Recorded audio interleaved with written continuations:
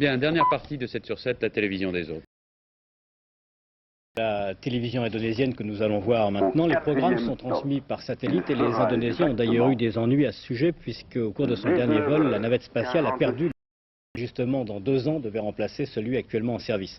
D'ici là, je pense qu'une solution sera trouvée. De toute façon, ce qui nous intéresse maintenant, ce sont les émissions que Patrice Vanoni a vues pour nous. 46 minutes, 10 secondes.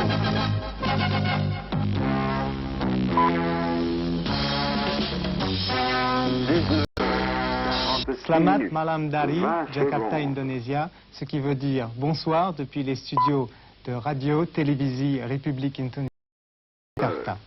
Pour bien comprendre les difficultés qu'ont eu les Indonésiens à mettre en place cette télévision, qui outre Jakarta comprend 8 stations régionales, il faut savoir que l'extrême ouest du pays et l'est sont éloignés de quelques 5000 km. Aussi, dès 1976, l'Indonésie a-t-elle été la 3e télévision dotée d'un satellite, Palapa, pour diffuser ses programmes sur un immense territoire comprenant pas moins de 13 000 îles. Des programmes rythmés le Coran. L'Indonésie est en effet à majorité islamique, un islam très tolérant, accommodé à la sauce indonésienne, tout en souplesse, comme les danses balinaises de ce pays. 47 minutes, 10 secondes.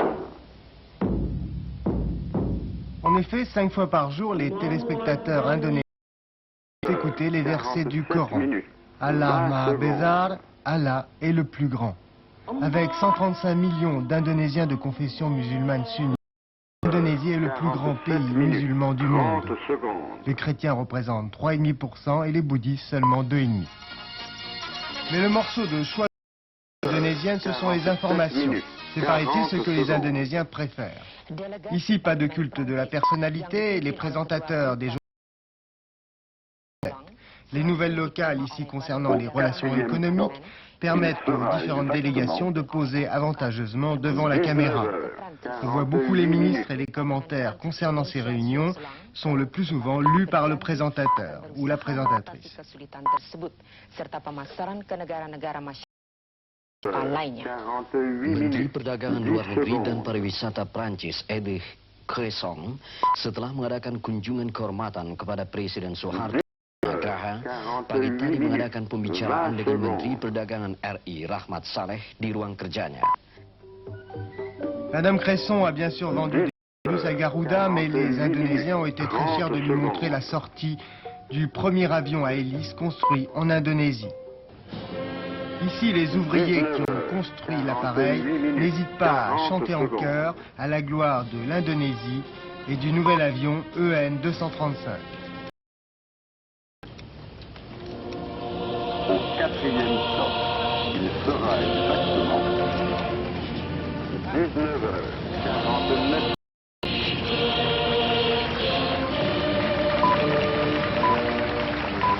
Entre les différents journaux télévisés du soir, il y en a un programme préféré des téléspectateurs concerne le Pencak Silat, le karaté indonésien. Différent du karaté japonais, moins saccadé et au moment plus coulé et plus continu. Cela ressemble plus à une danse qu'à un combat.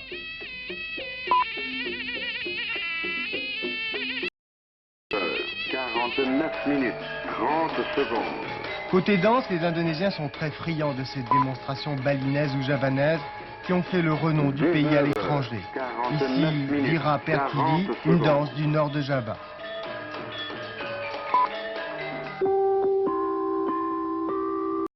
À 9h, le grand journal de la soirée. 4e stop, il sera exactement 19h.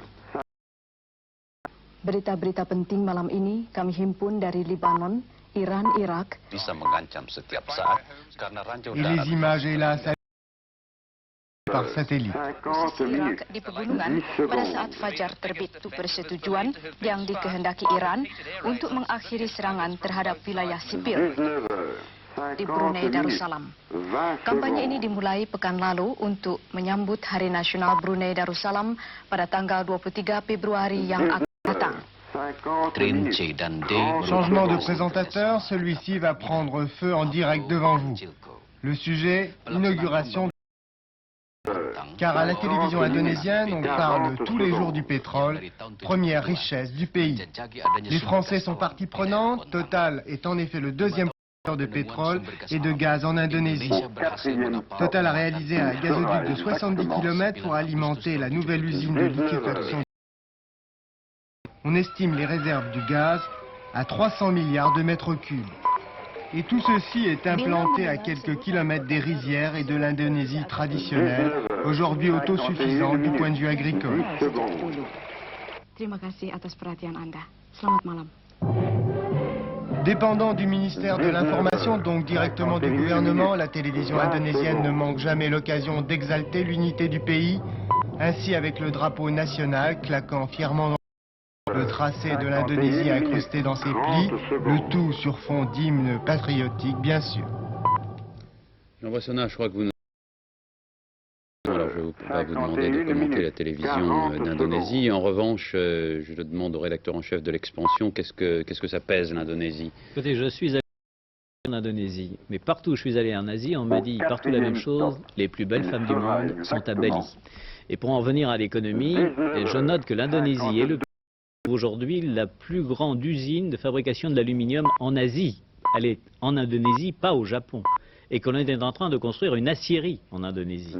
Et cela nous rappelle par exemple que l'Inde aujourd'hui produit plus d'acier que la Grande-Bretagne. Et nous en revenons au sujet de tout à l'heure.